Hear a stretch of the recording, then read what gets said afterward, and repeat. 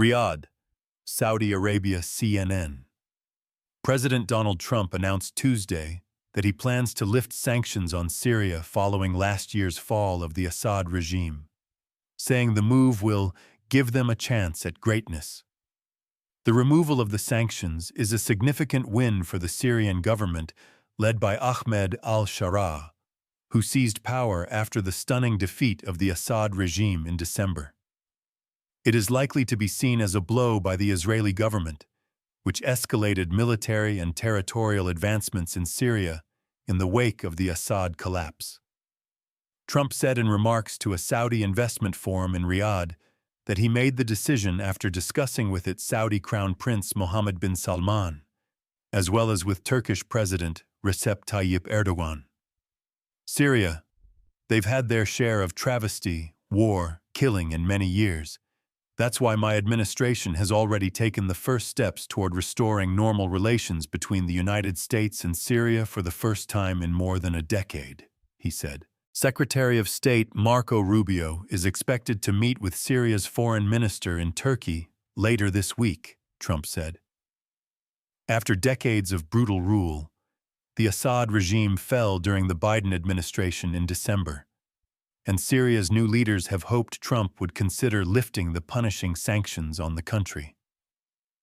The sanctions were brutal and crippling and served as an important function, nevertheless, at the time. But now it's their time to shine, Trump said.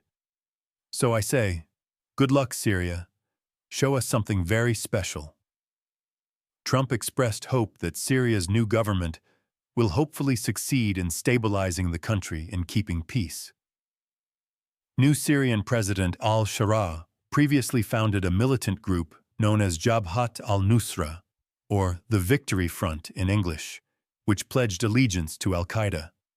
But in 2016, he broke away from the terror group, according to the U.S. Center for Naval Analyses. Trump is expected to informally greet al-Sharaa in Riyadh on Wednesday, a White House official said earlier Tuesday.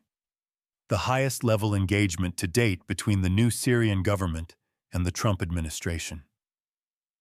The U.S. has not formally re-established diplomatic ties or recognized the al-Sharaa government, but sources say there has been lower-level engagement. Syria's foreign minister, Asa'ad al-Shaibani, welcomed the news of the U.S. sanctions relief. We see the lifting of sanctions as a new beginning on the path to reconstruction, he posted to X. Thanks to the stances of our Arab brothers, foremost among them Saudi Arabia, we are opening a new chapter toward a future worthy of the Syrian people and their history. The UN's Special Envoy for Syria, Geir Pedersen, also welcomed the announcement, saying the lifting of sanctions is imperative to allow the delivery of essential services like health care and education, and to revive the economy. The U.S. move comes after the United Kingdom and European Union lifted some but not all of their sanctions on Syria earlier this year.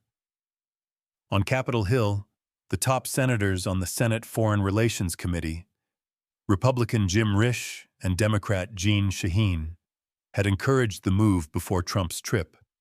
Shaheen said in a statement, Tuesday, she is encouraged by the president's announcement to move expeditiously, and am in touch with the State Department and NSC to make sure this long-awaited window of opportunity does not close for Syria. Republican Senator Lindsey Graham, a close Trump ally, offered a more reserved response. I am very inclined to support sanctions relief for Syria under the right conditions. However, we must remember that the current leadership in Syria achieved its position through force of arms, not through the will of its people, the South Carolina lawmaker said.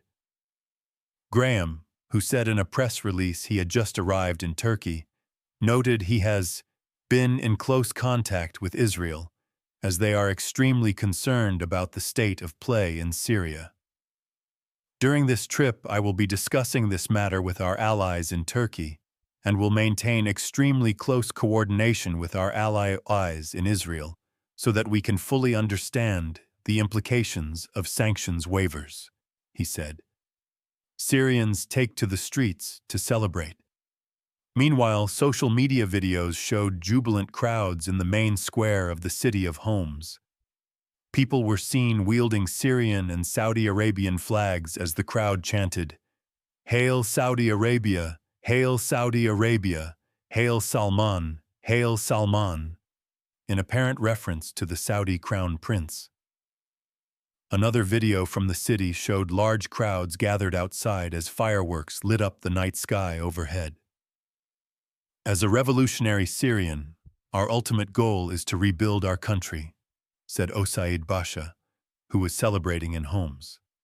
He thanked the U.S. and said Trump's announcement marks the first step toward recovery and toward restoring Syria to its former state, or even better. One of the key objectives of the revolution, toppling the regime, has already been achieved, he told CNN.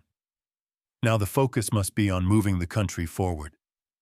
A video from the city of Latakia showed cars and motorcycles driving down the street, honking their horns as their passengers waved Syrian flags.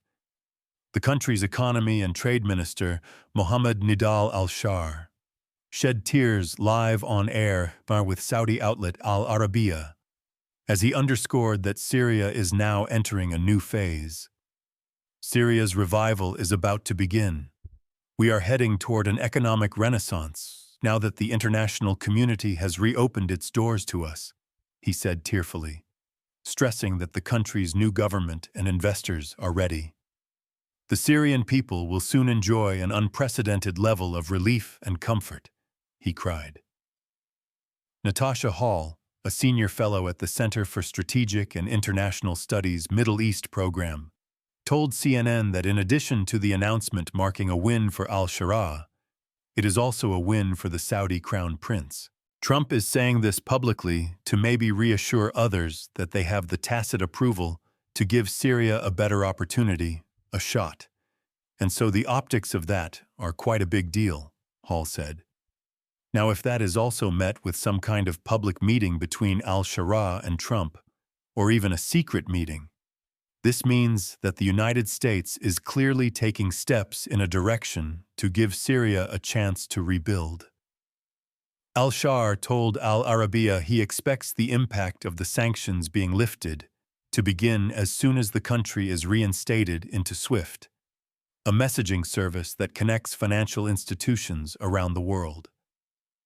Funds will start flowing in, initially from Syrians abroad, followed by supportive countries. The wheels of the economy will start turning, and trade and investment promises will begin to materialize, as the landscape is now open for investment, he said. The minister said the path is now clear for anyone who wants to invest in Syria, and that this would, in turn, provide some financial relief to the country's citizens. This story has been updated with additional details.